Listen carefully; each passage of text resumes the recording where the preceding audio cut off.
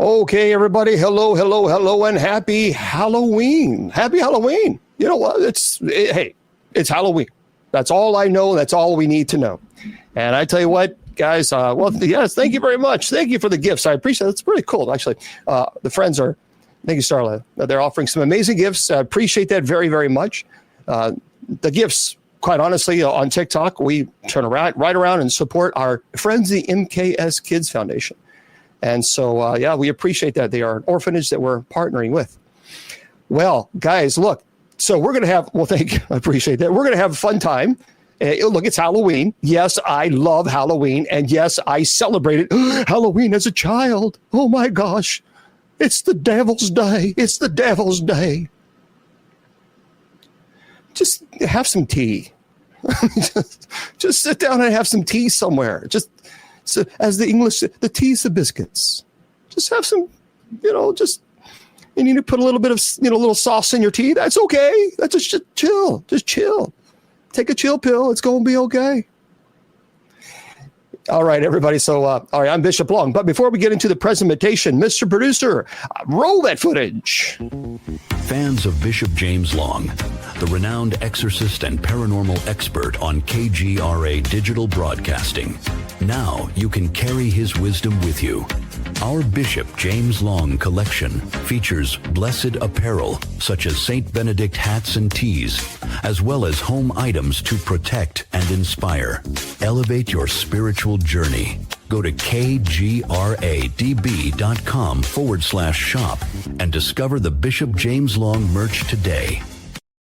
All right, everybody. So there you go. Now you saw the little presentation on the items. Here's what I need you to do. First, let's put aside the judgment for like 5 seconds and go to a website called kgradb.com. Again, kgradb.com. So right now we're on KGRADB radio. Now, if you do, click on shop. And when you click on the shop link, just click my name. And here's what's going to happen. They have some amazing items there. Love it, love it, love it. St. Michael items. They have St. Michael, St. Benedict items. And I mean, Christmas is right here. It's right around the corner, guys. 100% of the profits that would go to me for KGRDB selling these items, 100% we're donating to the MKS Kids Foundation. They're right here on TikTok. They are in Uganda. They are an orphanage in Uganda that we're partnering with. So please head on over there, buy the items, kgradb.com, and just click on shop and then my name. Now, if you want to go to my website, you can go to bishopjameslong.com. Let me move this over here. bishopjameslong.com. And here's what I need you to do. Okay. I need you to scroll down. This is a brand new book that I have out. It's Bishop Long's Paranormal Investigators Training Manual. It's about over 260 pages. It's a lot of work went into this. So I'm very proud of it. Again, it's Bishop Long's Paranormal Investigators Training Manual. Now, if you go to bishopjameslong.com, scroll down, you'll see it. Here's why I want you to purchase it. 100%. 100% of the profits from selling this book, my work, we are donating to the MKS Kids Foundation. 100%. And that this is not, there's no certain time. It's perpetual. It's forever. Well, as long as there's a site up there. So anyway, bishopjameslong.com, scroll down. You'll see it right there. You'll see my book, Paranormal Investigators Training Manual. Purchase the book, and 100% of the profits goes to them. And so they would appreciate that very much. And certainly, I think, again, why not? Got to help each other. We have to help each other. And I want to thank Jason McLeod for looking at some of the things and giving me some feedback. That was very, very nice of him. By the way, don't forget, if you go to bishopjameslong.com, click on resources. And there is a list of books that I absolutely love. Some of my books, some of my mom's cookbook, by the way, she was an amazing cook. And that's up there. But also Jason McLeod's book is there. Jason McLeod worked with the Warrens. He was trained by the Warrens.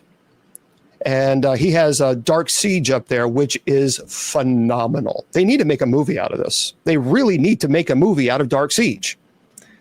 So if you have not purchased it, you do yourself a favor and do it. It is really pretty amazing. And don't forget, one more time before we head out of this little, we got to do the business part of it all. That's just the way it goes. But if you go to bishopjameslong.com and if you click on the resources, if you scroll all the way down there, look, guys, Grace is a friend of ours of the show, and she does amazing work on icons. Oh my goodness, she donated the Blessed Mother icon to us, as well as Saint Michael. They're beautiful. So if you're looking for icons, you need to make sure you head on over to her website. She actually does them from scratch, and tremendous work, really tremendous work. And then, of course, if you want to go to the church's website, well, that's easy too, usocc.org. Okay? SCC, are you not getting enough attention? Are you not getting enough attention? Yes, you got the attention that you needed. Poor baby. Trolling clergy on Halloween? I'm sorry. Go watch a movie. Go watch a movie. I mean, you're actually close. You're trolling clergy during Halloween, dude. I live a pretty boring life, relatively. I mean, on a Friday night on Halloween, you're trolling clergy. Poor guy. Poor little fella. Poor little fella. Yeah, be blessed and be blocked. Okay. So happy Halloween, everybody. Yeah, it's Halloween. We'll leave the chat on for a little while on TikTok. I'm sure we'll have to put sub chat on. And you were rude to them. That's okay. That's okay. You just have to pat them on the head and give them the attention that they desperately need. For some reason, adults need attention from complete strangers online. Whew, okay. Hey, we don't, no judgment here. Yeah, that's a little bit of a judgment. That's a little bit of, I'm sorry. That's a little bit of a judgment. That's, I'm not going to take that back. Okay. No, I am not Big Mama. I actually have 1, 2, 3, 4, 5 lights on. 5 lights. So yeah, you can go out to Facebook and come on over to Facebook. Or I'm not allowed to say that. You can't say it because you get in trouble. Oh, well, whatever. Okay. Well, hello, Texas. Well, thank you, Big Mama. I appreciate that. Yes, I am a real priest. This is not a costume. I am a real priest. Actually, I serve as an exorcist for the church. And so I've been serving for 25 years. Hello, 25 years for the church. And I performed 33 documented exorcisms on people who were truly possessed. I was on Ghost Adventures, the Bobby Mackey's episodes. I was also on Eli Roth Presents Legion of Exorcists show, which you can watch on HBO Max and all the streaming places. So anyway, that's and National Geographic and History Channel and all that other stuff. But tonight is it is a Friday night paranormal. Thank you guys for the gifts. I appreciate all of you. Now, here's what we're going to do. We're going to talk about the history of Halloween. Is it demon? You're the demon. You're doing the demon's work. Just go take a 5-hour energy drink or go walk around the block. Just get that energy out. It's okay. It's okay. So I appreciate that, Melanie. Anyway, we're going to talk about Halloween, and we're going to give you a little bit of eat some candy. We're going to talk about, is it demon? Where is this? Where did it come from? Why do people do this? And why are people celebrating it? Is it the work of the devil? Let me just say this first of all. I grew up Roman Catholic. I was a cradle Catholic from cradle. That's why we call it cradle Catholic. I have to explain this to the trolls. So just, you guys got to be patient. Be patient. Nonetheless, so I remember one of the fondest memories that I had in my childhood is there was a big parish, it was a big church. And underneath this church was a massive, it was like a dungeon. It was dirt floor and it had these big columns It wasn't very tall. I don't remember being very tall. I mean, you can stand up, but it wasn't much taller. That's bigger than that. Maybe 8 feet, 9 feet ceiling. That's it. And so my parents decided to work with the council, the parish council, to have a haunted house. Now, they loved the idea, but at that time, my uncle at that time also helped. And they put on one of the scariest haunted houses in the state of Kentucky. And that was according to the news. And I remember this. And even Father Tom, he was Dracula. He was Dracula. So all those of you who are Roman Catholic who are saying we're going to burn in the fiery pits of hell, a priest dressed up as Dracula and participated in the haunted house. Okay. Matter of fact, it was so scary that they had, I know one, I thought there were 2 ambulances there that it was always parked because people were passing out so much because of fear. It was scary. I mean, this haunted house was no joke. And so I remember that as a kid. I didn't even want to go through it. I mean, I knew all the scenes and everything. And so even as a kid, I was like, I don't know if I really want to go through this thing. It was phenomenal. I mean, people were passing out. It scared people. And it was you got to understand, it was a long haunted house. So I grew up in a family that always celebrated Halloween. I grew up in a neighborhood where kids, they dressed up and they trick or treat. Or when I was a teenager, I dressed up as one of the scary monsters.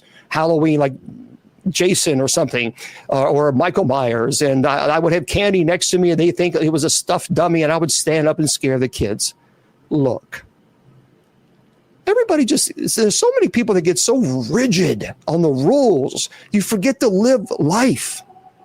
It's about fun. And by the way, their son happened to grow up to be an exorcist. So I'm not a devil worshiper. I don't like the devil. I fight the devil. And I just think people got to, now I certainly don't think, people dressing up as demons and all this other stuff, that's a problem. And I want to say this before I want to, because I think this is important. And then we're going to get into the presentation of the history of the Halloween. And by the way, tonight, here's what I want you to do. In a moment, not now, but in a moment, I'm going to call you guys. And I'll tell you where you're going to put the number. So you're going to send me an email. I'll give you the email in a moment. And you're going to give me your name and your phone number. And I will call you tonight. Each person gets 5 minutes and 5 minutes only. That's it. 5 minutes, folks. Because to be fair, there's other people that want to chat. So 5 minutes. Moderators, we're at a time. And I will tell you, okay, I'm calling Sally Jane. I'm getting ready to call you. And I will call you. And I want you to tell me some of your scariest, maybe one of your scariest Halloween stories that you have. Okay, maybe growing up or going to, but remember, you get 5 minutes. That's it. To be fair, 5 minutes per person. Okay. But I want to say this one thing very quickly. Because I can't keep silent about this. I believe that every single person has a right to your political beliefs, whether it be Democrat, Republican, or independent. But I'm going to tell you something very, very blunt. People are actually going around and wearing and putting together a Charlie Kirk Halloween costume with blood stains on their shirt, with having freedom written on the top of it. If you think that is okay, please unfriend me. Unfriend me right now, because I don't want nothing to do with you. Now, look, there were things that I did not agree with with Charlie Kirk. Absolutely. I have no problem admitting that.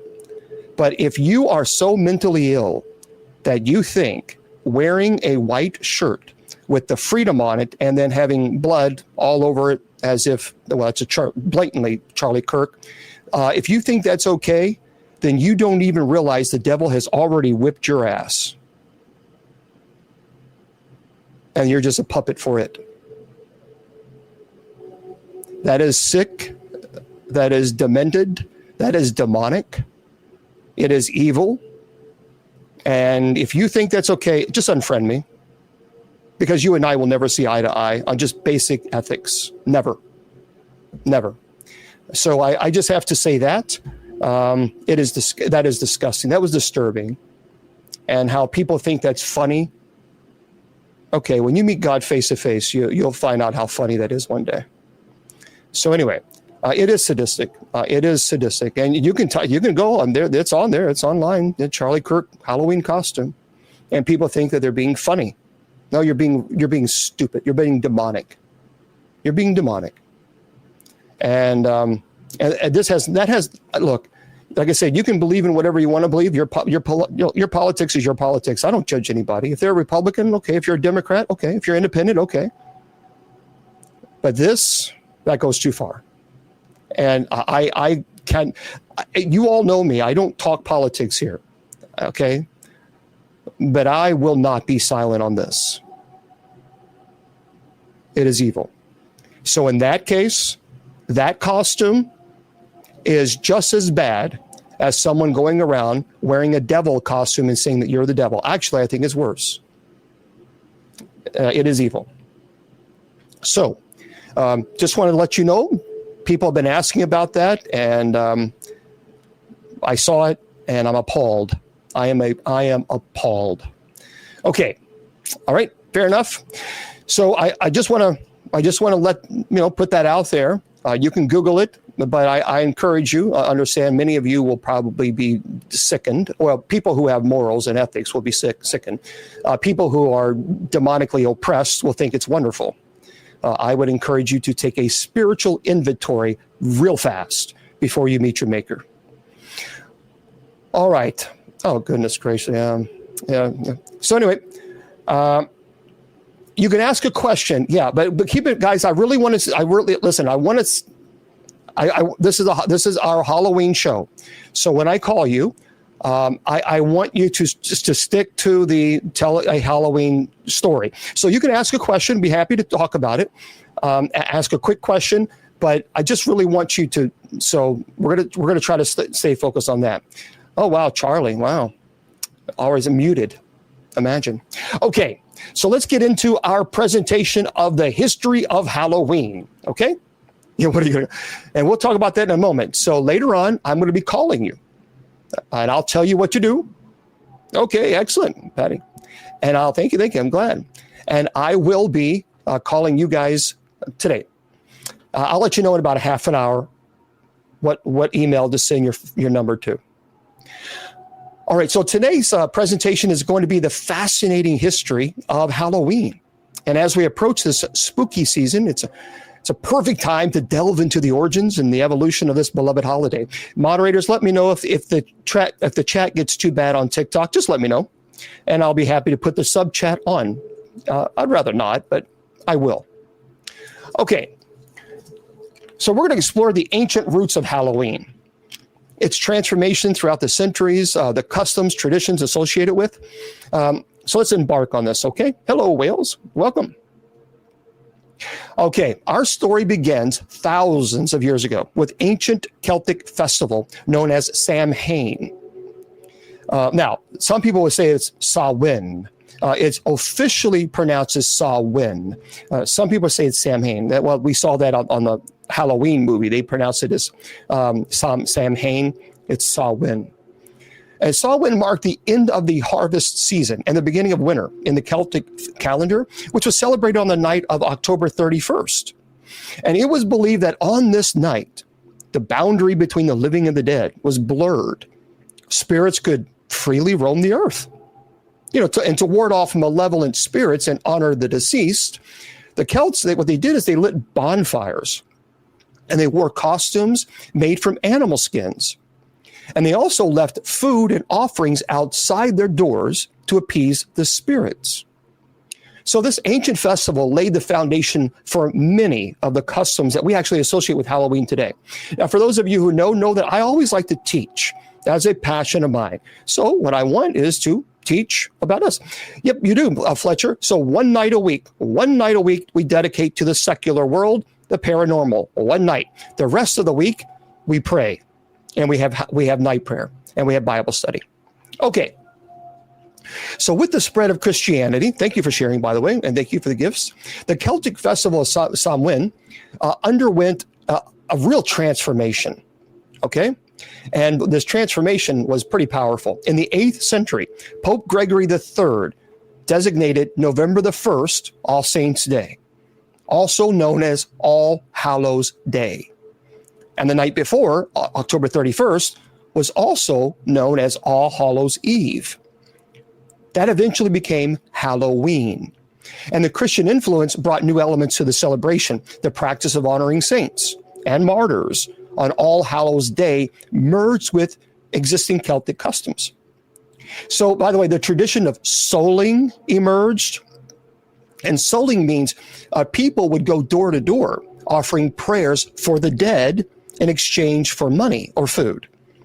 Well, that practice later evolved into the modern tradition that we have as trick or treating. Now, the history of Halloween in America is really intertwined with the arrival of Irish and Scottish immigrants in the 19th century. What they did is they brought their Halloween traditions with them, including the carvings of turnips or pumpkins into jack-o'-lanterns. And the use of pumpkins became so popular due to their abundance, thank you, and the influence of Native American harvest traditions. So by the earlier 20th century, Halloween transitioned into a community center holiday with parades, parties, and of course the new iconic costumes. The emphasis shifted from religious and supernatural elements to more secular celebration, for both children, thank you guys, and adults.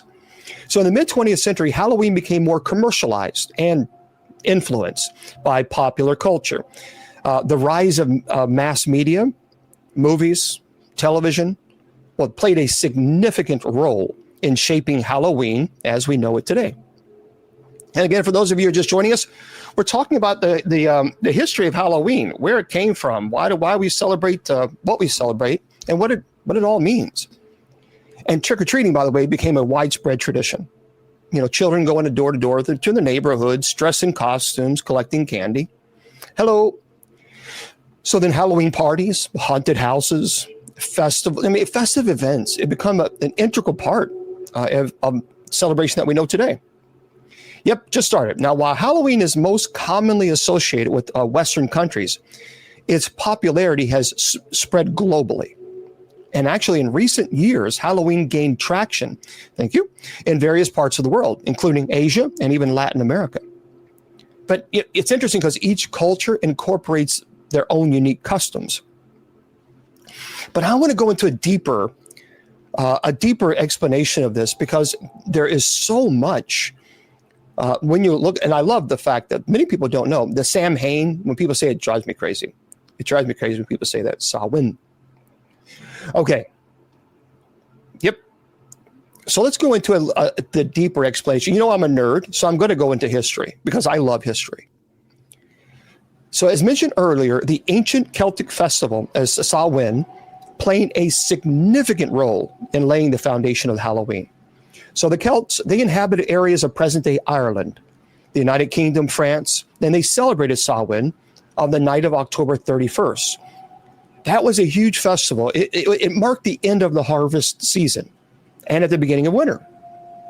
So, also known as Celtic New Year.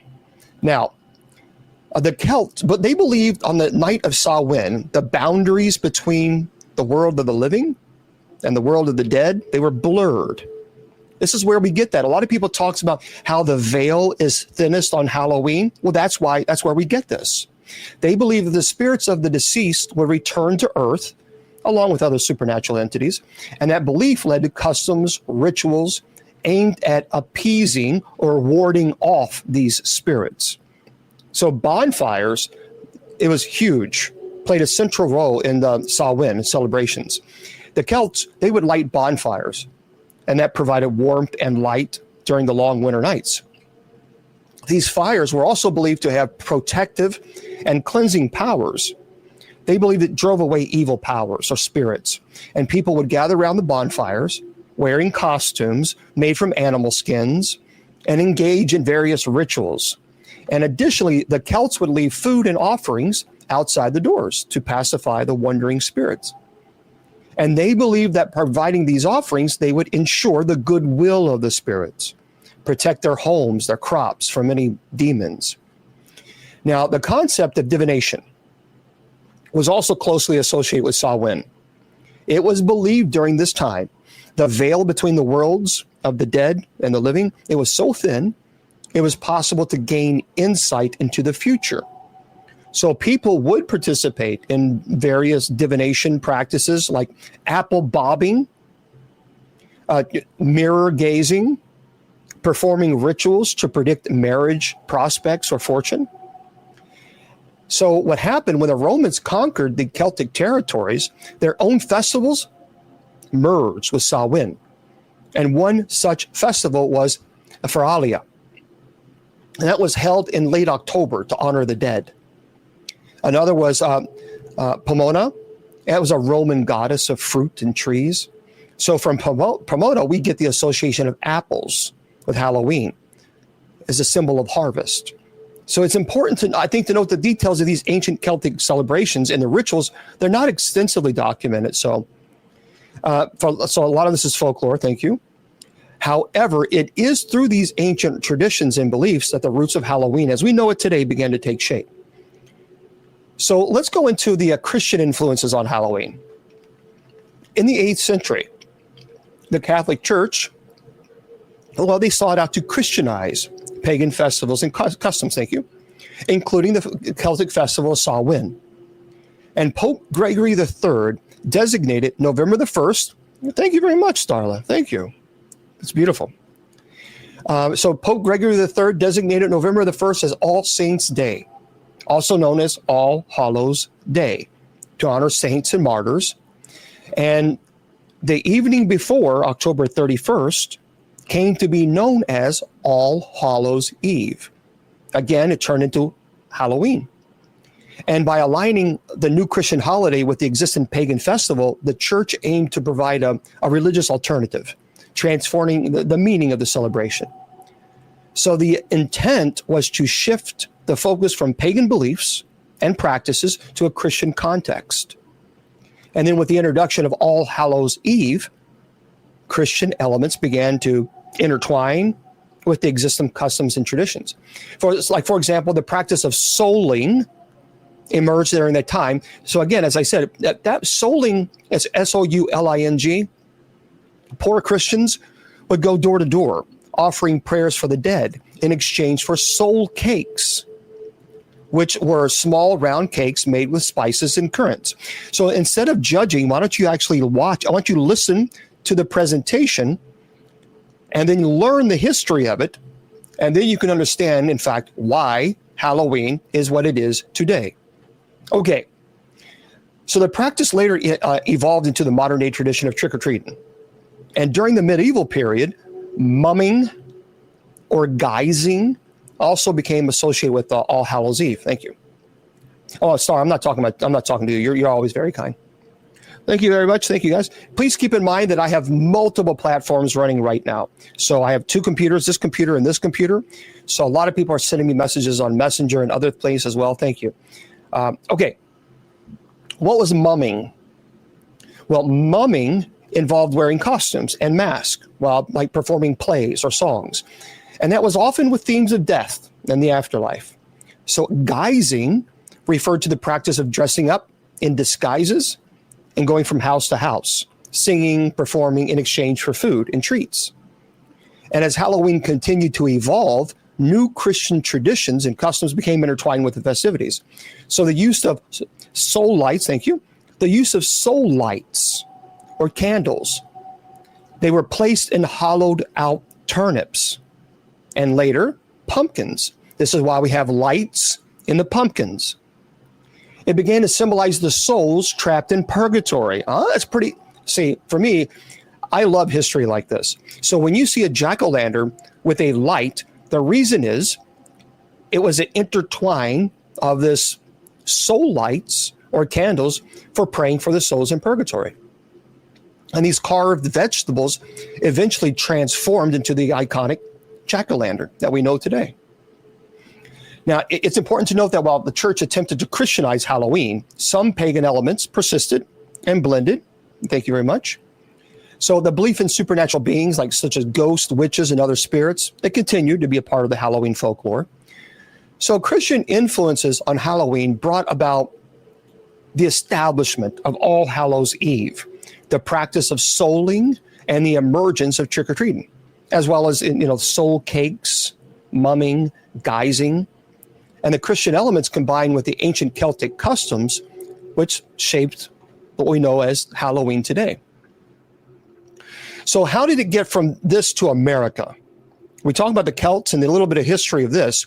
Well, Halloween's arrival in America, it really can be traced back to the mid-19th century with the migration of the Irish and Scottish immigrants.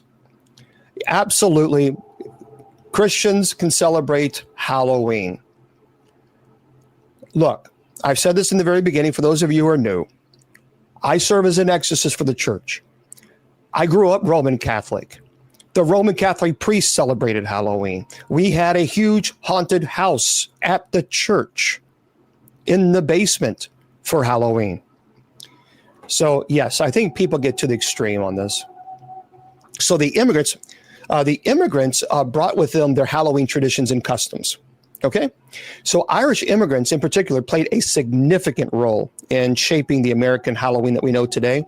They brought the tradition of carving turnips or potatoes into lanterns, often depicting faces or scary figures, and placed them in windows and outside their homes to ward off evil spirits. And the availability of pumpkins in America, it led the shift from turnips to pumpkins for carving, giving the rise to jack-o'-lanterns. And during the 19th century, Halloween in America, it was primarily a community-centered holiday. Neighbors come out together, celebrate with harvest parties, storytelling, things of this nature. Sorcery, okay, fine, then don't play it. Why are you so worried about what everybody else is doing in their life? Grow up, get a life. Anyway, these gatherings including, happy Halloween. Anyway, these gatherings including traditional Irish and Scottish customs, such as bobbing for apples, where participants would try to catch apples with their teeth from, obviously. I never liked that. I never liked that. And as Halloween continued to evolve, it became increasingly popular. Yeah, just block the people who are trolling clergy on a Friday night on Halloween because they have nothing else better to do because they want attention because their mommy and daddy didn't give them attention when they were growing up.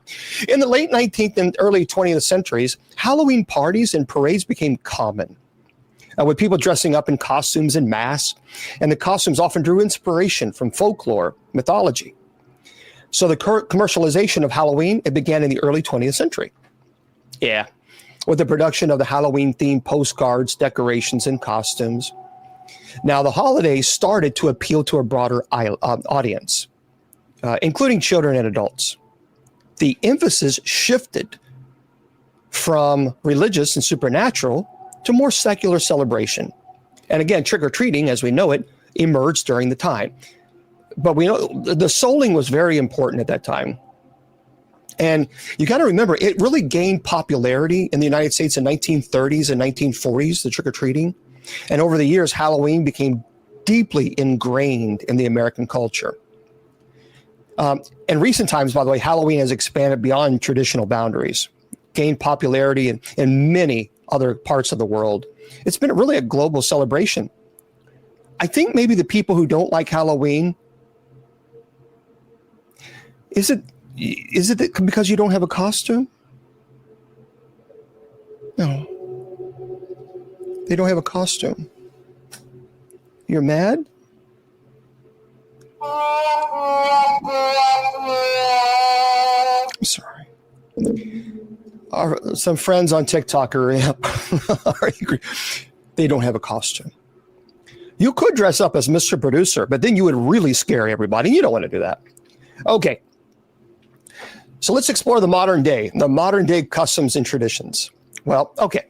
Modern Halloween has evolved into a vibrant, diverse a celebration encompassing a wide range of activities and customs. They did. 4316. So costumes and dressing up. One of the most recognizable aspects of Halloween is the tradition of wearing costumes. Like, for example, trolls, you have a costume. You're a troll. See, you don't ever take it off. You really should learn how to take the costume off, though. That's very, very important. You don't want to be a troll 24/7. Halloween, but you really should take that costume off. I'm just saying. And children and adults alike enjoy dressing up as their favorite characters. Now, superheroes, costume parties, contests, parades become very, very popular. Trick-or-treating, obviously very, very, that is just popular. Jack-o'-lanterns, carving pumpkins into jack-o'-lanterns, that's something that just has exploded. Haunted houses. Halloween is a time for thrilling experiences. Haunted houses have become a popular attraction, as some of them are pretty intense. Halloween is closely associated with the fall season and harvest celebrations. Many communities organize fall festivals, hay rides, apple picking, etc. Thank you. We all decorations and home displays. Now, some people really they go full force in this. People take great joy in adorning their houses and gardens with Halloween-themed decorations. Okay. Just good for them. Good for them. And as Halloween has become more global, different cultures contributed their own customs and traditions. Like, for example, Dia de los Muertos, that's the Day of the Dead in Mexico and other Latin America countries, thank you very much. Thank you, Sarah. They have influenced Halloween celebrations with their vibrant sugar skulls and other things. Additionally, various Asian countries have adopted Halloween, and they've also have cultural practices. The common thread across these celebrations is the spirit of fun, creativity, a touch of spookiness. And I think that's okay. There's nothing wrong with that. And I really want to talk about global influences on Halloween, because I think it's pretty cool to know what other people are going through, what they're doing in other countries. So I said the Dia de los Muertos, the Day of the Dead. It's originating in Mexico, celebrated throughout Latin America. And it's a colorful festival. It coincides with Halloween. It's a time to honor and remember deceased loved ones. And the influences of the celebration can be seen in Halloween celebrations, with sugar skulls, marigolds, it's just a beautiful celebration. And All Saints and All Souls Day in many Catholic countries like Spain, Italy, Philippines, All Saints Day, which is November the 1st, tomorrow, and All Souls Day, November the 2nd, Sunday, those are important holidays. And these days are dedicated to honoring and remembering the dead. And in some regions, these traditions intertwine with Halloween. And in Asian festivals, in recent years, Halloween has gained popularity in some Asian countries. Like, for example, in Japan, Halloween is celebrated with costume parties, parades, and themed events. However, it incorporates elements of Japanese folklore and anime culture. And in South Korea, Halloween has become a festive occasion with costume parties like K-pop and other Korean pop culture. Thank you very much. So Halloween origins lie in Celtic traditions. And some European countries still maintain their own unique customs, which is fine. There's nothing wrong with this. All Halloween continues to evolve and gain recognition around the world. It serves as a platform for cultural exchange, creativity, having fun, and spending time with your family and loved ones. And I think that's okay. I think sometimes we get so extreme and so judgmental that we see anybody having a little bit of fun, then we get angry, or some people do. But it's interesting, a little bit of tidbits, and then I'm going to tell you some stories that I have gathered, and then we're going to call you guys in a moment. Yeah, look, here's the deal. People dressing up as demons and the devil, probably, I don't think that's a good idea. People having a Charlie Kirk costume, no, that's demonic. That's evil. That's immoral, unethical. That's a different level of, I don't know. But you're dressing up as what? Power Rangers? I mean, come on. It's interesting. Did you know that most people are buying costumes for their pets? Americans spend some $700 million on costumes for their pets in 2023. That was more than 3 times they spent in 2010. I'm wearing a costume. Yeah, that was good. How long did it take you to make that up? You really shouldn't check GPT for insults because it's not very bright. And you should sue your brains for non-support. Okay, so as I was rudely interrupted, yeah, Halloween parties, now movies, I tell you what, scary Halloween movies that has a long history of being at box office hits.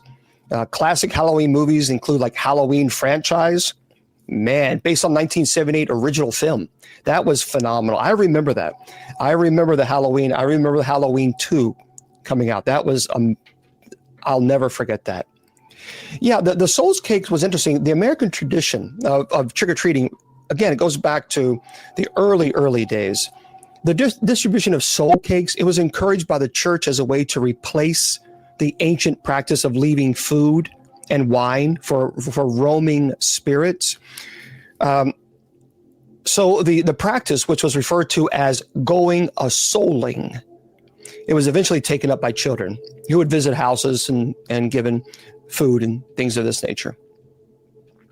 Now, black cats and ghosts. Let's talk about that for a second. Let's talk about that. Halloween has always been a holiday filled with mystery and magic and superstition. We talked about the history of it, but for the friendly spirits, they set places at the dinner table. The Celts left treats at doorsteps along the side. Well, today's Halloween ghosts are often depicted as more fearsome, malevolent, and our customs and superstitions are scarier too. So many people will avoid crossing paths with black cats. Miss Wilma will not, afraid that they might bring us bad luck. By the way, that idea has its roots in the Middle Ages, when many people believed that the witches avoided detection by turning themselves into black cats. You know how some of the extremists who say, "Oh, you shouldn't celebrate, it's Halloween, it's the devil," and you just want to say, "Oh, poor thing, you haven't evolved from the Middle Ages, have you?" Oh, so sorry. Or some people try not to walk under ladders for the same reason.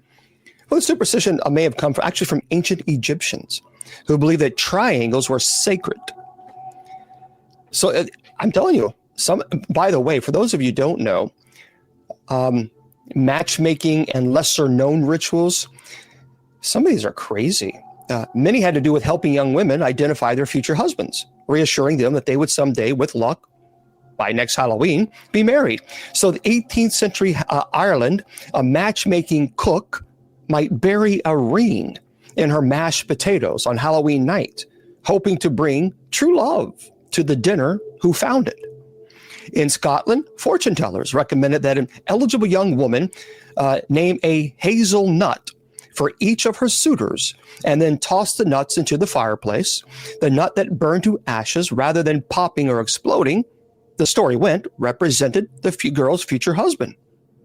Another tale had it that if a young woman ate a sugary concoction made out of walnuts, hazelnuts, and nutmeg before bed on Halloween night, she would dream about her future husband.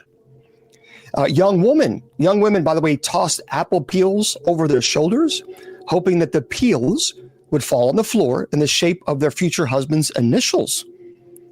And they tried to learn about their futures by peering at egg yolks floating in a bowl of water, and stood in front of mirrors in darkened rooms, holding candles and looking over their shoulders for their husbands' faces.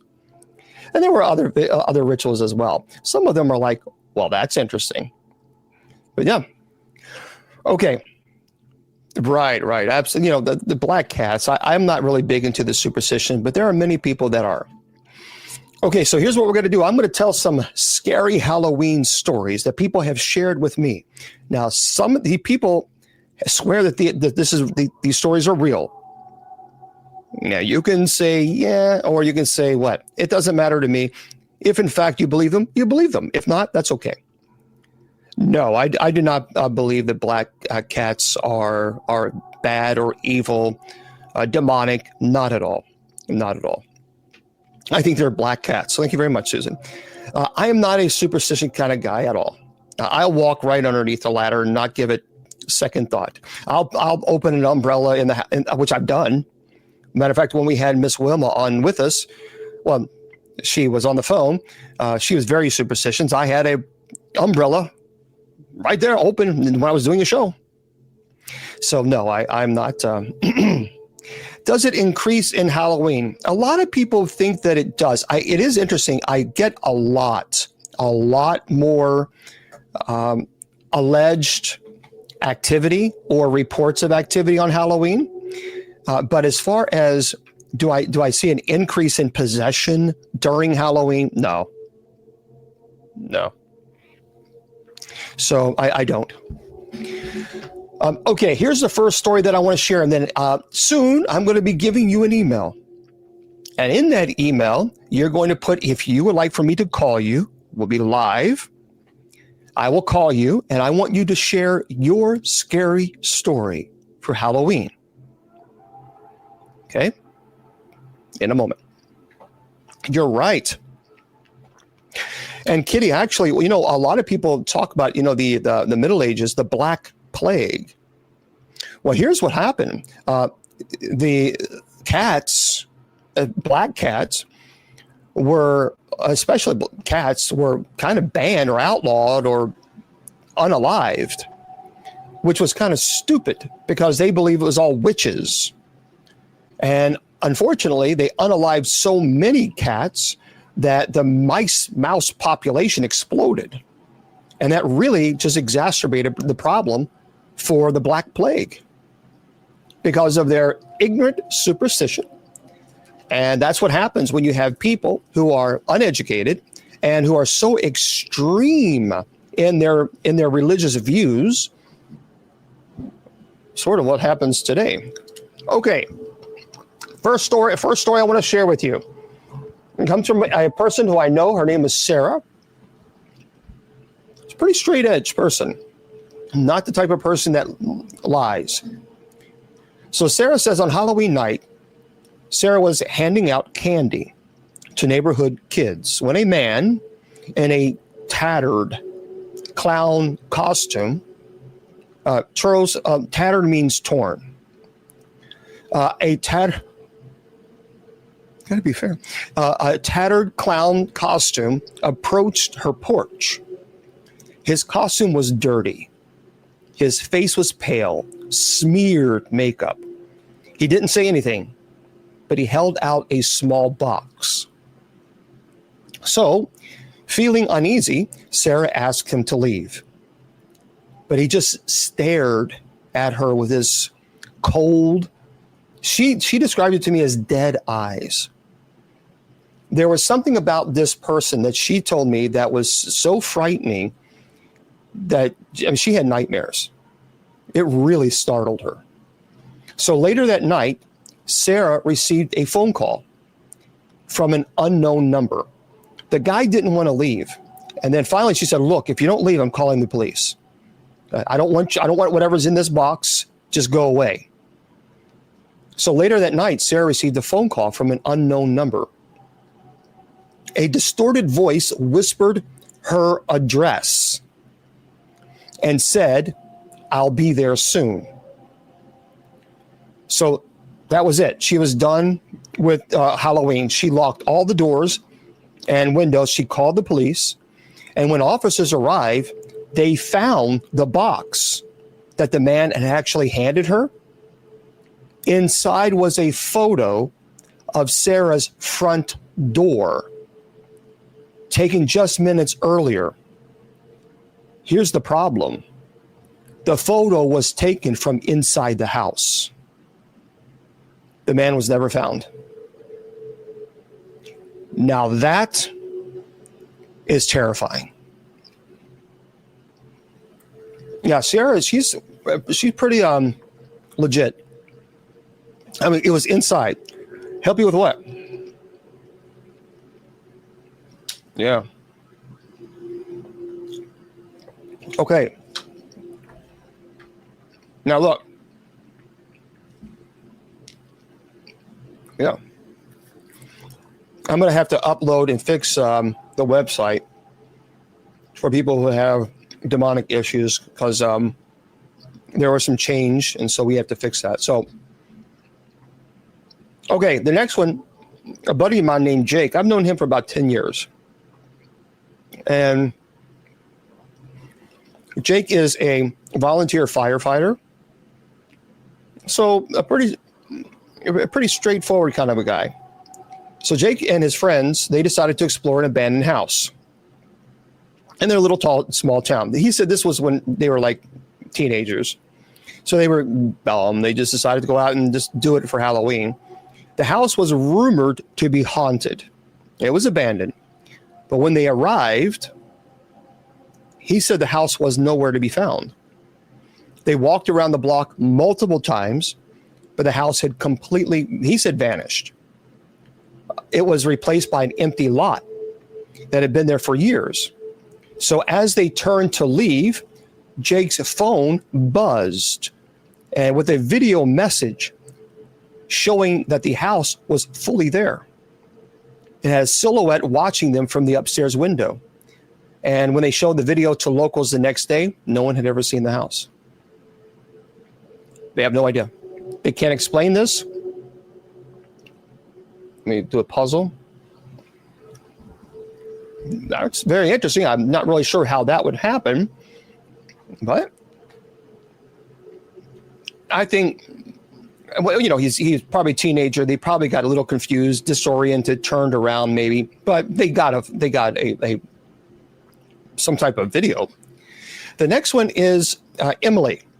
So every Halloween, Emily carved a jack-o'-lantern to place on her porch. Now, I don't know Emily very well, but I know her well enough to where I don't think she'd be lying on this one. So she carved a jack-o'-lantern to place on her porch every Halloween. But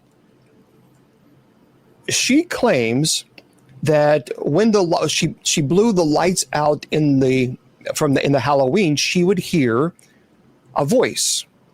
And at first, she thought it was just her imagination because she didn't believe in ghosts or demons or any of that stuff. But so she would light it again and blow it out, and she would hear this voice. I kind of thought when she was telling me this, could it be wind distortion by perhaps maybe because if you blow the light out, maybe you're hearing something. That's just what I'm trying to explain it from a logical perspective. But one night, she says that she found dozens of carved pumpkins glowing on her front porch. She had one, and on Halloween night, she had her little pumpkin out there. She was going to go trick-or-treating, or she with the kids. She walked out, and she said there were dozens. No one knows who put them there. No one knows why they were put there. She couldn't tell what this whisper says, but she said that she kept hearing something. And she had no idea what it was. But every time she would blow out the candle, because she had it out for like a couple weeks before Halloween, she would blow it out and she would hear a voice. She had no idea what it was. She had no idea what it said.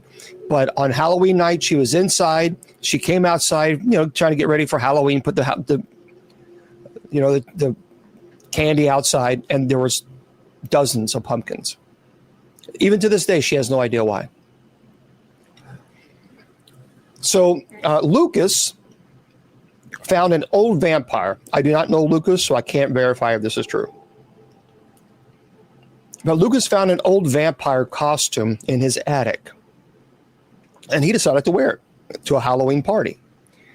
And as soon as he put this vampire costume on, he felt different, stronger, faster, weird. And at the party, he noticed that people were looking at him even a little bit more odd. People claimed that his eyes dilated and that there was something not right with him at all, something eerie. And these are people that allegedly were his, friends from work. This was a Halloween work party. But as soon as he took off, he remembers taking off the jacket and the vest. Once he took the jacket and the vest off, it just seemed, he said this, it just kind of stopped. Everybody acted normal. Why that is, don't know. Now this story here is on Halloween night. Sarah answered the door to find a little girl in a tattered costume asking for candy. When Sarah reached for her bowl, the girl was not there. Thinking that it was a prank, Sarah went to bed, but the girl returned every hour, each time closer and each time more transparent. Finally, Sarah discovered the girl was the spirit of an alleged child who had disappeared in the neighborhood years ago, searching for someone to remember her. Sarah promised to light a candle for every year, and the girl's visits stopped, except on Halloween night. Okay. Yeah, I mean, all right, let's talk about Jake. So Jake loved looking at himself in the antique mirror he found at a yard sale. But on Halloween, his reflection allegedly did not mimic, thank you very much, thank you, Within, did not mimic his movements. Instead, he claims it smiled wickedly while Jake frowned. The reflection began allegedly to speak, warning Jake of a curse that would trap his soul inside the mirror by midnight. Desperate, Jake smashed the glass, but the shards only multiplied surrounding him. His reflection stepped out, leaving Jake trapped inside the mirror forever. Jake, whatever you're drinking, I think it's time for you to put it down. Because that seems a little, yeah. Okay. Right. But now I have heard a lot of people, matter of fact, I do have a haunted mirror. I did bring it. Well, I don't want to bring it. I don't want to show it because it's too. I have several of my haunted items that I brought just in case today, but it's in the other room. You want to see? Okay. All right. So people want to see this. So I'm going to bring up just a few things. So I'm going to. All right. Here's what we're going to do. I'm going to play something very, very quickly on all the Facebook, YouTube, and everybody else, KGRADB Radio. I'm going to play something just to, I'll be right back. Don't go anywhere. I'm going to bring a couple items in that I did bring with me. And so, Mr. Producer, if you see this, so hang tight, and I'll be right back. I'll be right back.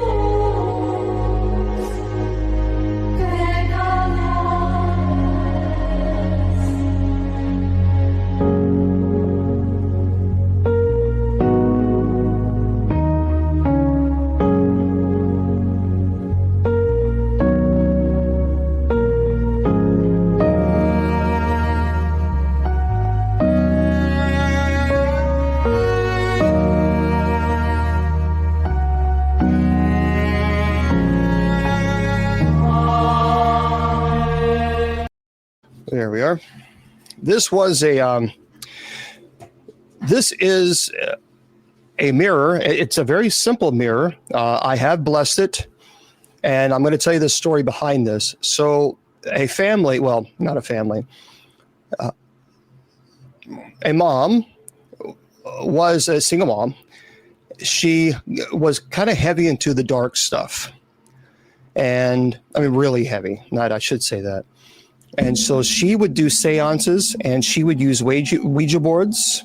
The purpose of that is she would, at night in her room, she'd play the Ouija board. And because she had serious financial issues, she believed that perhaps maybe she could make whatever deal she had to make with whoever, whatever she had to make with, so that she could make money. Thank you very much. So she would play with the Ouija board. She would put this mirror right in front of her, and she had put a black candle. She would light the black candle, and the goal was for her to summon whatever it is that she needed to summon, in hopes that maybe that she could be financially comfortable. So this story is pretty aggressive. This is actually this is a case that I worked. So this is one of my cases. Unfortunately, the case is so I got involved with it. She claimed that it worked and that she was able to get income or money from sources that she didn't expect. And she got deeper and deeper and deeper into summoning Ouija boards, doing seances with this mirror. Unfortunately, she had a little bit of it. I got to be careful with what I'm saying because TikTok rules and regulations. There was an individual that became rather obsessed with her. Dangerously obsessed with her. And he would leave satanic symbols on her front door, on her siding of the house, on her car. And she could tell that obviously and this guy just out of nowhere, he just chose her. She then started having some pretty violent activity in the home. She got the money that she wanted, but she paid an unbelievable, horrible price. Her kids were terrified. Her kids were horrified. What they experienced in that home was evil, pure evil. And it's because of what she did. But she was desperate. So I have the Ouija board, and I have the mirror I have blessed this. I have blessed both the Ouija board. I have blessed the mirror as well. But she had put the mirror right in front of the black mirror, or the black candle right in front of it. And she would summon whatever she had to summon, demons, whatever it was, in order to help her financially. Again, like I said, it worked. But then she started getting this horrible activity in her home, the smell of like rotten flesh. Kids were terrified. And this man, all of a sudden, just this man. So anyway, I'll show you briefly. This is a basic, remember, this has been blessed. And so, but it's just a basic mirror.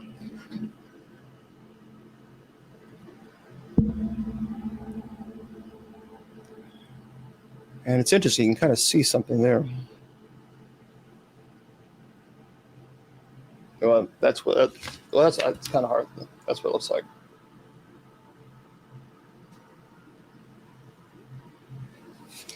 This is the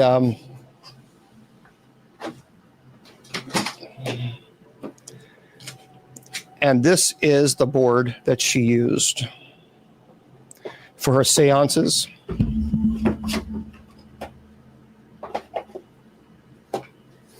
That's the board.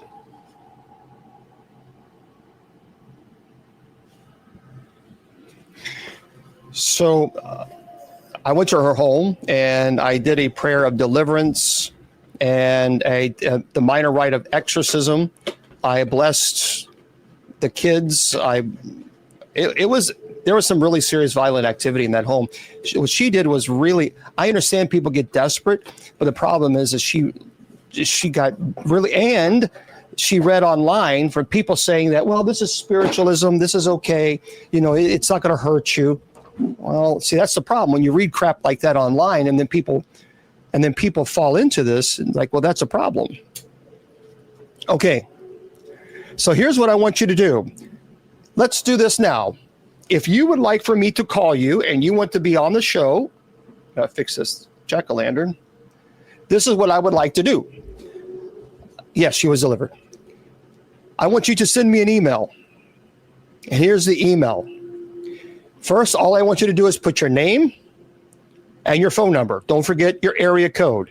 So what I'm going to do is call you, and I want you to share a 5-minute scary Halloween story that you want to share with us.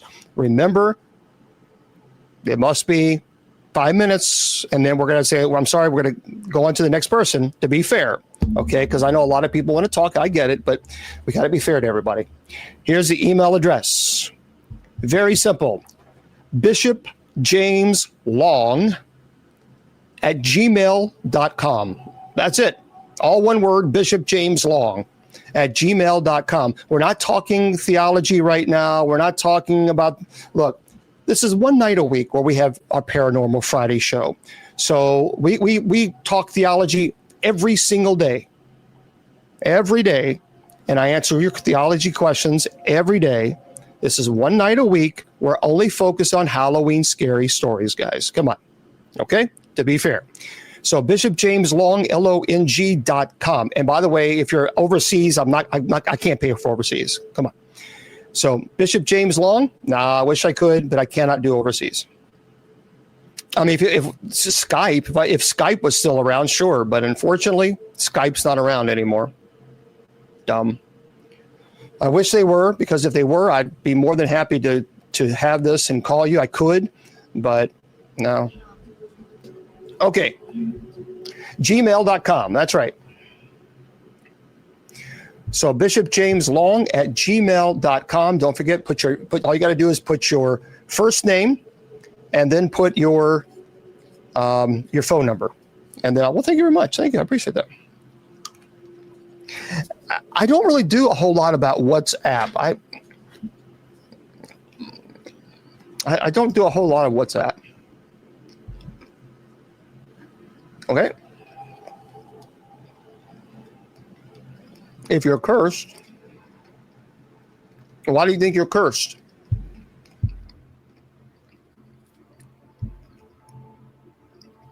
Yeah. And I don't think you can call people on Messenger overseas. I don't think. But I don't know. I don't know if I can do that or not. The WhatsApp?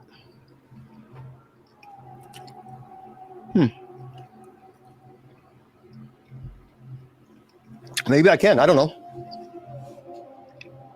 I mean, I have WhatsApp, so maybe I can. Okay. So we have a few people. Helen, I'm going to call you. All right. So let me, again, guys, I'm trying to do this the best way I know how, and I'll do the best I can. Okay. So Helen, I'm getting ready to call you in just a second. Let me find your number here. Okay.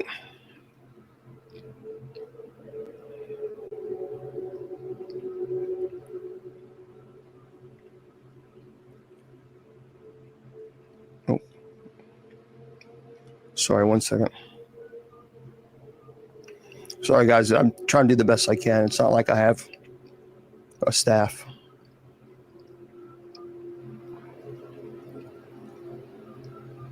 Okay, Helen. I am calling you. Let's make sure that this is on. And then we're going to call Helen and see what story she has for us in just a second. Agree 100%. There we go. Let's get Helen on the phone. Hi. Well, hello there. How are you? Oh, 1 second. There we go. Possible. Thanks for calling. Are you okay? Oh, well, Helen. Oh, and then. Helen, you got to answer the phone. Helen, you got to answer the phone. I'll try one more time, but you got to answer the phone. Otherwise, we'll move on to the next person. Hi. Hello, Helen. How are you? Well, As soon as possible. Thanks for calling. sorry, Helen, you lost your spot.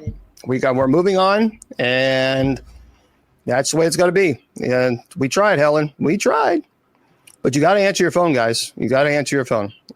We can't. Okay. So, Helen, sorry. All right. Anne Marie, we're going to call you in just a second. So let me set this up. Yep, you got to call. You got to answer.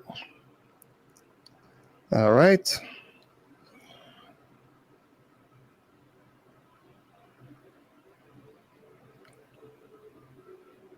Here we go, Anne Marie. You're being called now.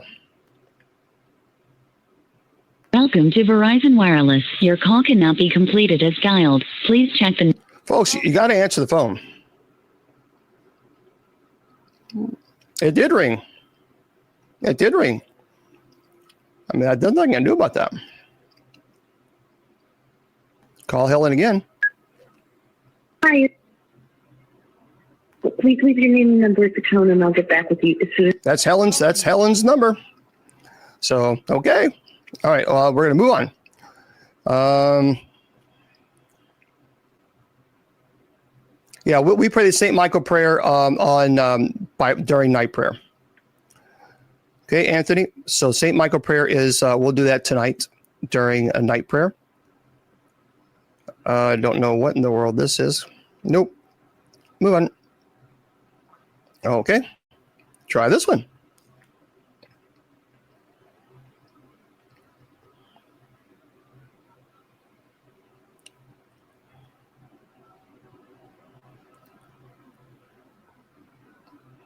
Okay, so I'm calling now Rondi. Maybe we'll get lucky on Rondi. Okay, Rondi, here we go. I don't know why we can't get people to answer the phone.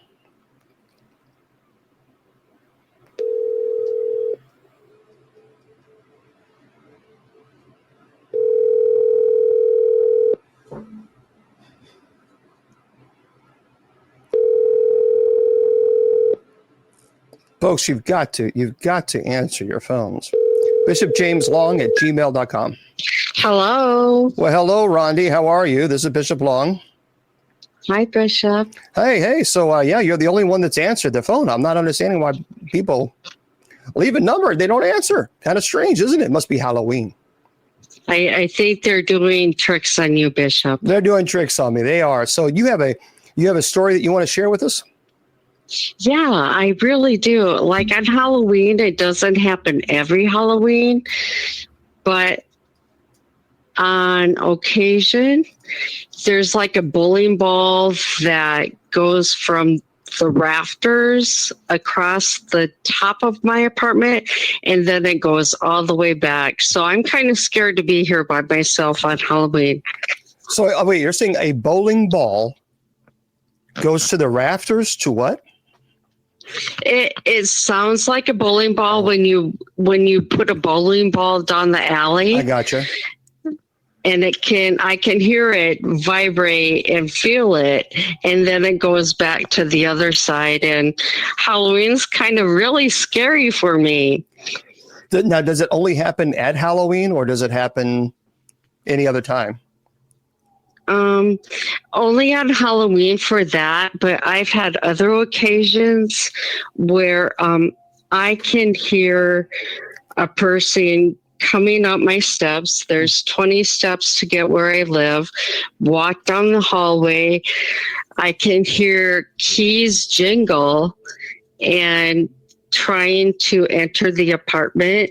And at first I thought it was my father because I gave him a key to my apartment. But I waited a long time and I had friends here, and it's just like, let your dad in. And I opened the door and no one was there. Now, do you live in an older building? What's the history behind the house that you live in? Interesting enough that the place that I live used to be an old grocery store. And on top of this flat roof building, they have built an apartment. So the family that lived in the apartment are also the people that own the grocery store below me. So it does have quite a history. Well, what do you think it is? I prefer not to think about it sometimes, Bishop. I listen to you instead. Oh, well, have you ever had your house blessed? I have not. I'm just kind of scared up here sometimes. Well, I would encourage you. You can type in Epiphany of the Door or Blessing of the Doors. It's a beautiful prayer that you can do. Chalking of the doors, blessing of the doors, and you can absolutely do that. And I would encourage you to. And there's no reason to be I'm not wearing eyeshadow, but thank you so much for paying attention to my eyes. I didn't say anything about your eyes, but they are beautiful. No. That was Julia. Julia in chat was asking if I'm wearing eyeshadow. No, it's just my natural eyes. But thanks for. But okay, so this the bowling ball occasionally, and you hear people going up the stairs. That's true, and you hear them walking down the hallway. You hear the keys, and then I'm like scared. Well, yeah. Well, hopefully, you don't have to be there's nothing to be afraid of. There's nothing to be afraid of. Don't give in to the fear. Don't give in to the fear, because if you do that, then you're just going to amplify it. Yeah, you have nothing to be afraid of. Nothing. No. Well, thank you so much. That's why I listen to you guys for night prayer and everything else.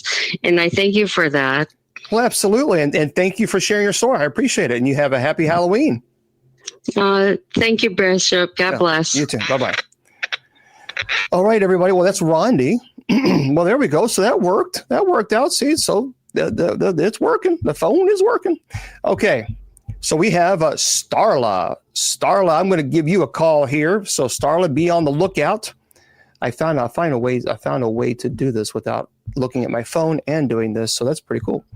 Okay, so Starla, I'm going to call you. And again, folks, these are spooky Halloween stories you're going to share with everybody. So just and the call may come out as block number. I don't know, but just be aware if you get that it might be blocked. I don't know. So Starla's coming up. Remember. Okay, so I have Tom. Sorry, Ouija board. Okay, all right. Well, here we go. Let's Starla Laws. All right. Well, we'll just call. 8. Okay, here we are. Tom Dula story. Hello, Your Grace. Well, hello. Happy Halloween. Well, happy Halloween to you. And how are you doing on this beautiful Halloween? I am just here. You're just here. I am so off the cut. No one is coming here. No one is coming to your home for trick-or-treating? No. Oh, well, that's you know what? That's more candy for you. Right? So, what story would you like me to share, Your Grace? The Well- Tom Dula Road or the Ouija board? Well, you have 5 minutes, so if you could, I would love for you to share both. Okay, I will start with the Ouija board. I had a dear friend, a college friend, and so we went to an estate sale, and she took her whole family. They ended up with a Ouija board. I was there one night, and so she lit candles and she asked the stepchildren, "Oh, do you want to play with this?" Well, they did. And they asked, "Is anyone here?" And the first thing it went to is God. That was the answer. And then the next answer is, "What's your name?" And it spelled God backwards, dog. Well, then the next thing that happened, the candles started to flicker. They started to flicker. And so she and I both went to the table and jerked the Ouija board off the table. And unfortunately, my dear friend and her husband separated. And when they moved out, the Ouija board was still in the house. Well, the home caught fire and burned to the ground. Oh, wow. And that was after the use of the Ouija board? It was. And that was one of the things they left in there, because after that incident, she did not trust it so much. Now, Starla, I noticed that your phone number here, it's not UK. It's not a UK number. Are you located in the States, or have you transferred? Oh, yes, sir. I am in Western North Carolina. But very nice. I have lived all over. That is very, very cool. Based on the States, and where obviously you're from the UK, I assume. No, I was actually born on a military base in Beaufort, South Carolina, and my father was military, but I did live extensively in the UK. Wow, very cool. See, that's very neat. All right, why don't you tell us about this the road that you're referring to? Oh, yes. I don't know if anyone here knows about the legend of Tom Dooley. They say Tom Dooley here. Okay, we had attended my daughter, her cousin, his father lived off of Tom Dooley Road. Okay. And so we were there to attend a UFC event, to watch a watch party, so to speak. Mm-hmm. And we were there and they were having apple juice. And so I was watching all the children. And so they decided, they got bored. It was not time for the main event. And so we're walking down the road, and right off of the road is where Tom Dooley is actually buried. And the headstone had been chipped away. And it's on the Wilkes County line in North Carolina. And there's all kinds of chicken houses around there. So we're out there, we're walking, and all of a sudden a stone comes flying over, oh, wow. Or as they say, rock here. A stone comes flying over. And so little Mark, my daughter's cousin, he throws it back. It immediately comes back. So wow. Strange, right? Yeah. And so we continue walking. We get near the graveyard, and up in the distance, we see this lantern that we can't explain at all. So I'm not trying to scare the kids, whatever. We continue walking. All of a sudden, out of nowhere, there is a figure appears in the road. She is wearing what I would call Little House on the Prairie nightgown. Mm-hmm. And it looks like her head is wet, and she looks in distress. And so I tell the children, I said, wait a minute, let me see if I can help this poor individual. And so I'm approaching the individual, and the closer I get to it, the more transparent she becomes. And so the kids are screaming, and they're oh, Mom, and all the things. Do you see? I said, yes, let me see if I can help her. When I got approximately 5 feet away from her, she disappeared into vapor. But everything around us got absolutely cold. We could actually see our breath. And I think it was Laura Foster. And her grave is actually approximately 7 miles away from Tom Dooley's. Oh. And wow. they took off and they left me. They left me, Your Grace. Well, thank you so much for jumping on and telling both of these stories. We appreciate that very much. And you have a wonderful, wonderful, happy Halloween. And thank you for being with us. Oh, you too, sir. Okay, happy Halloween all. You too. Bye-bye.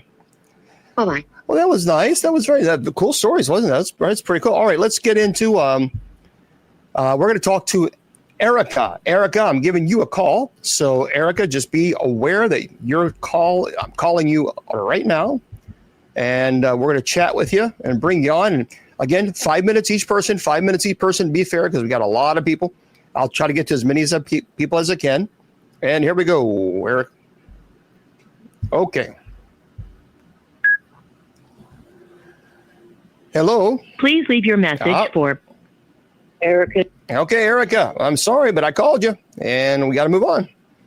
Guys, you got to answer the phone. You got to answer the phone. All right, we're going to call Anne-Marie. Anne-Marie, let's go. Anne-Marie, you're being called right now. So, all right. And here we go. Anne-Marie, I'm calling you now, or wherever you're watching. I don't know exactly where Anne-Marie is. But okay, Anne-Marie, so let's go. Here it is.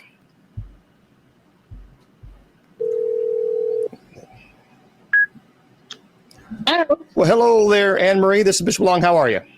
hi, Bishop. Thank you. It's good to talk to you. Well, yeah, likewise. Happy Halloween for you. Oh, well, I'm glad it rang and I answered. I'm glad that you answered too. So we're dying to hear your story. You're going in and out. Okay, what's your story? So, one night, well, I have so many, Your Grace, but one night I was climbing the stairs to a home I used to live in, and it was after my boyfriend with whom I shared a home with for 16 years passed away, and all this creepy stuff started happening. So I'm climbing the stairs and I hear this growl in my ear. I've never experienced anything paranormal before that. And it just took me back because I knew it was something that was not good. And I called my family. My brother called his girlfriend, and he said, "You got to go over there and help her." Well, his girlfriend, was the one who told me to reach out and mention Jesus' name. But I stayed up all night in a rocking chair with rosary beads. I was so absolutely terrified. And there's another occasion, but it wasn't Halloween, but I'd love to share this if that would be okay. Yeah, you're kind of cutting out. I think you have your finger over your microphone. Oh, should I turn it off? No, there we go. Okay.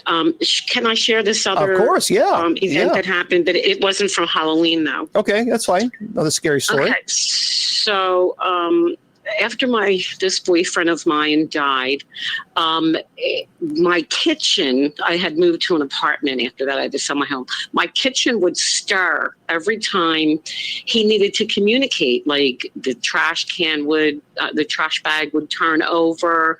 There would be noises.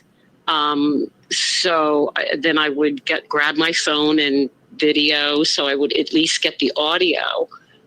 So one night, my son, who was 17 at the time, he was working at a mall, like farther away from me, and we were in the midst of our first snowstorm, and I was so scared. My son's phone was dying. He said, "Mom, there are no buses. I can't get home. I don't know what to do." So all of a sudden, lo and behold, my kitchen started, making noises.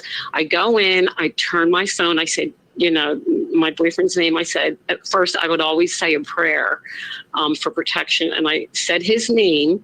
And I said, "Look, if do you have something to tell me?" So I put it on record. I went back into the living room and I'm pacing. And so I left it on for a couple minutes. I go back in, not even expecting to hear anything.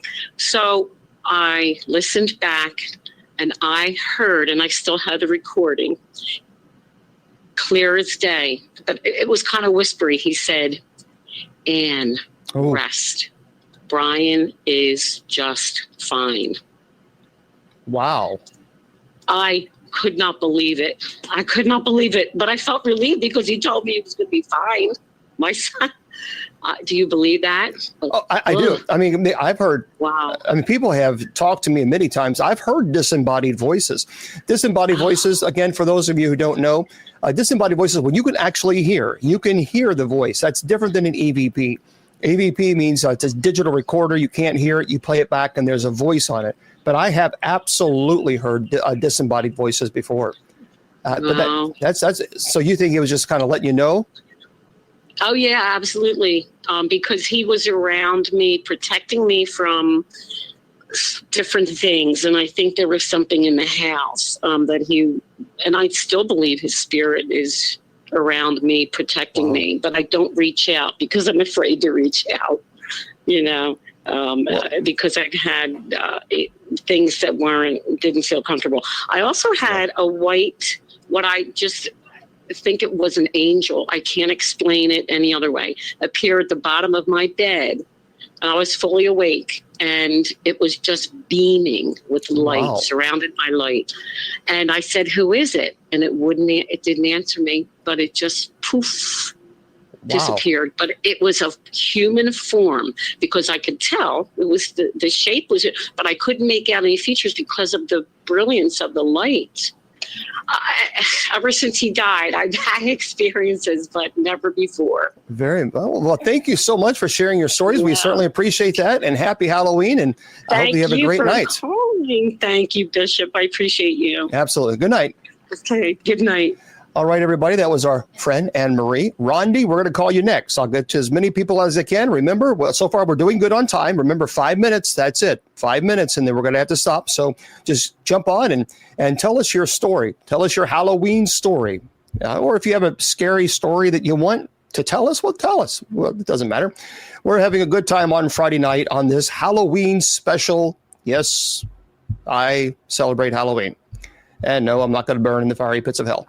Okay, Rondi, we're going to bring you up next. So Rondi, get ready. I'm calling you now in just a second. You got to answer the phone.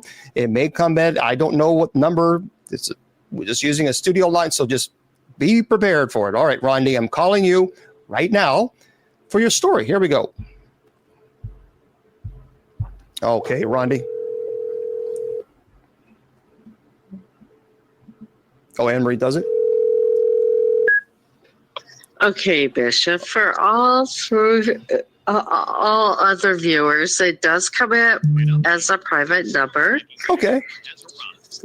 I know you had asked about that earlier, and I already talked to you. But one of the things. As soon as I saw your name in there twice, it's like okay, just put your name there once, everybody, because I'm just kind of going down the list as fast as I can. I know, but the only thing I want to tell you is that I did post something, and I don't mean it to be for me, but for my grandmother, visiting her in the nursing home on Halloween. It was so special. Okay. And if you just go see the photo of her face, it's wonderful. Okay. But one other thing I wanted to talk to you about. I tell you, we got to go because we had already had a conversation. I'm not trying to be rude, but there's so many people that want to jump in, and I want to be. I want to be fair. I totally to everybody. understand. Yeah, that's cool. But we'll do this again. Thank you, All sir. right, have a good night. Bye bye. Yep. Okay, everybody. Yeah, because there's so many people that have requested to come on and share their stories. I've got to be fair to everybody, and so remember, 5 minutes. We're really strict about this. I don't want to be rude, but 5 minutes. And only send an email once. It's kind of hard for me to remember because I'm going so fast. So don't send 3 or 4 emails. That's not so, because otherwise I won't get to everybody. So just one email. I'll see it. I'm going down the list. I'm going down the list. Okay, here we go. I am calling Victoria. Victoria, you're going to be called next. All right. So Anne-Marie, I've already spoken to you. I see that you got another call there. So we'll take that out. So Victoria, you're going to be called here next. All right. Here we go, Victoria.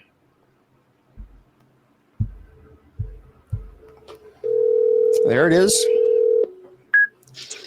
Hello. Well, hello, Victoria. Bishop Long, how are you? I'm doing well. How about you? Well, I am fantastic. Happy Halloween. You have a Halloween story for us? It's not a Halloween story, but it is a scary story. Okay, we'd love to hear it. Okay. So after my mother died, me and my aunt lived together in the house that I grew up in. And she was struggling with some things. And I was more deeper into the Bible than what I am now in my prayer life. And so I noticed that every time I would open my Bible specifically and read it, no matter where she was in the house, whether she was outside, inside, wherever, she would come to my bedroom door and she would I know that whenever you're remembering stuff, sometimes it can be kind of over exaggerated, but it sounded like she was almost like the police was there, like she was going to tear the door down. But I do remember that specifically. And one time this had happened, she was at a friend's house and I was reading my Bible. All of a sudden I hear a car drive up in the driveway. I'm in my room. I have the door locked, and not going to go into that because, for time's sake, but she comes in the house angry. She comes to my door and she knew I was reading my Bible, and she was like, "You need to close your blank, blank, blank Bible, and what are you doing in there, and stop." So me being a person that prays that night, I prayed myself to sleep basically. And Wow. I know that it's not possible while you're asleep to be still praying, I'm thinking, but as soon as I woke up, it was like I continued to pray what I fell asleep praying to. And I used to have prayers memorized, such as the act of contrition, the Our Father. And I woke up picking right back up to where I left off. And both of my hands, literally both of my feet, were on my bedroom wall. And later on, 3 months down the road, she had been saved, and we were talking about some different things, kind of, she was saying she was sorry for a whole bunch of stuff that had happened or whatever. And she had disclosed to me that night that I'm referring to, where I prayed myself to sleep and I woke up and my hands were on the wall and my feet were on the wall, that she knew that I was in my bedroom reading my Bible, and she was outside my bedroom window, which is the wall that I had both of my hands on and both of my feet on when I woke up. That is crazy. That is crazy. And so she's turned her life over, huh? Yes. Since then, about 3 months later, her sister invited her to this seminar where a celebrity type female preacher basically was coming and doing a women's thing. So she invites her to it, and they did a healing service there, and she goes up front, she gives her life over, she read it or whatever, because I don't know the aspect of it either. She got saved or rededicated her life, and they did I guess you would call a laying of the hands, yeah, and a healing thing. And I noticed afterwards, and her sister noticed a difference. She used to be into witchcraft when she was in her 20s and stuff. And I remember my mom, because the family dynamics is I was adopted by my grandparents. So my mom was basically her mom that had died. So I remember my mom telling me, while I was a kid growing up, I'd be like, "Mom, why are you concerned about Aunt so-and-so?" And she'd be like, "Well, because, she's doing witchcraft." And then they would get into these discussions, because my mom worked at the church. She would be talking to her, telling her, you don't need to be messing with this stuff, different stuff like that, trying to talk to her, about, different stuff. And she was into all that until that moment when she got saved. Well, thank you very much, Victoria, for sharing this. We appreciate that, and that's a great story. It's always a wonderful, wonderful ending when we have, turn their life over to Christ. So that's wonderful. Thank you so much for being with us tonight. Yes, sir. Thank you for taking the time to listen. Happy Halloween. Oh, you too. Bye-bye.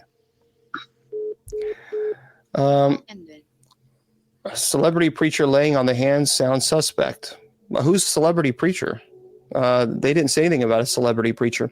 All right, Helen, we're going to give you a call. So Helen, we're calling you now. Okay. Let's bring Helen on. Hi. Well, hello there, Helen. How are you doing Your today? name and number at the tone, and I'll get back with you. Okay, Helen, I'm sorry, but we're moving on. You guys, I can only call, but, all right. I don't know why people of course, there's trick-or-treating going on too. So, all right, so we're going to call Trina. Trina. There we go. Thank you very much, RCD. Thank you. So we're going to call Trina. What we're calling next looks like we're talking about a Ouija board. Okay, so Trina, here we go. Let's call you.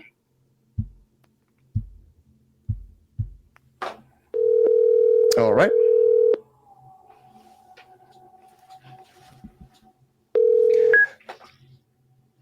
Hello. Well, hello there, Trina. This is Bishop Long. How are you? Oh, just great. How are you tonight? Well, we're fantastic. We're excited to hear about this Ouija board story. Oh, I'm so excited to tell you. Yeah, what happened? What happened? Back when I was younger, late teens, me and my cousin, Halloween, we were at the beach. It's a small beach and like on the river. And we decided to go to her friend's house. They had just had a baby. So we wanted to visit with them. And they lived upstairs of their parents, like in an attic area. And so I said, okay, I had never met the couple, but, it was okay. So we went up there, we had a few beers, maybe a couple here and there. And they decided they were going to pull out a Ouija board. Well, I was not liking that part at all. I was just like, I would never do that. And they were like, come on. So it was like peer pressure. And they were like, we need all four of us here. Just put your hands on it. I don't remember what the conversation was with the Ouija board, but it was doing its thing. So, I kind of just like, I'm not going to do that anymore. And so about 3 weeks later, my cousin called me up and she said, did you hear what had happened to, I forgot their names, the couple? I said, no. And they said their house burnt down and the baby died. Oh, no. And ever since then, I can't get it out of my head what happened. So I don't even really even saying the name Ouija anymore. But that's something I'll never even pull out anymore for the rest of my life. Well, let me ask you this. And I'm just playing devil's advocate here, no pun intended, but do you think it's possible that the Ouija board was responsible for that, or that it was just a terrible situation, tragic, that their home burnt down? How do we go from playing with the Ouija board to a house burning down and an infant passing away? How do we go from, okay, now we know that it was the Ouija board, or do you think that the Ouija board really played a role in that? Well, as far as I know, they did it all the time up there. Oh, I see. So I was just new to the situation. I was just a guest that came over. So they lived up in a little creepy attic and, so as far as I know, that was just a regular thing they were doing. And another thing, I do work at a historical preserve place where the home of the Lees, where Robert E. Lee was born. And today I kind of got out the ghost box today because it was Halloween. And I had a few words to talk about, with them. And I asked him what his name was, and he said John, and I almost fell over. But there's a lot of things going on over there at that old house from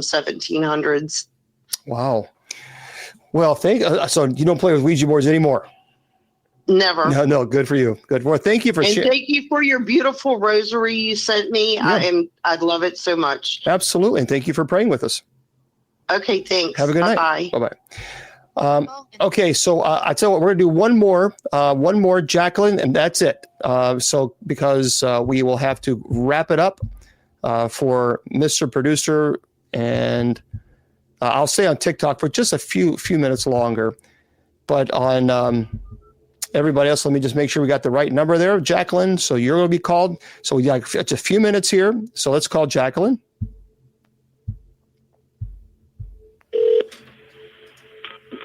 Hello? Well, hello there, Jacqueline. This is Bishop Long. How are you? Hi, I'm doing well. How are you? I'm fantastic. Can you turn that down? Because we're getting an echo. I gotta turn down my cell phone. Yes, I am right now. There we go. Now we go. All right. Okay, I'm sorry. That's all good. So what story do you got for us? So happy Halloween, first of all. Happy Halloween to you. Thank you. Well, this actually happened to me about maybe about 5 years ago. My husband and I had a really big argument. My son wasn't here. It was just my husband and I. We had a big blowout, and I went upstairs crying, and I was like in a fetal position, crying in my bed, crying. And then all of a sudden, I feel like I have to use the restroom, and I open my eyes, and I see like an orb, and it was like blue and red and yellow. And it was on top of the little refrigerator. I'm a diabetic, and it was I keep a refrigerator in the bedroom for low blood sugars in the middle of the night. That happens from time to time. So I look and I see that orb right on top of the refrigerator. So I turn around to see if there's a light coming in through my window. I don't see anything there, coming through the window. The blinds are shut.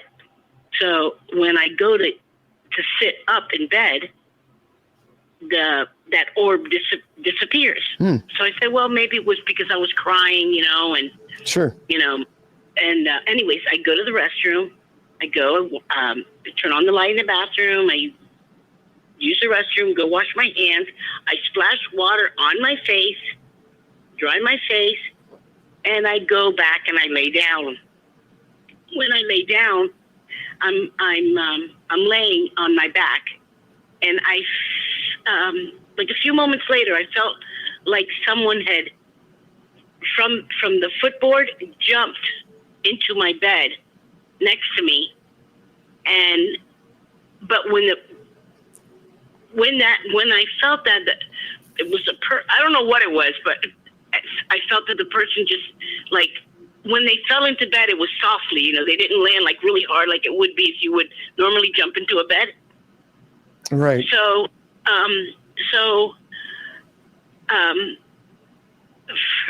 for some reason, I extend my hand because I didn't feel afraid though.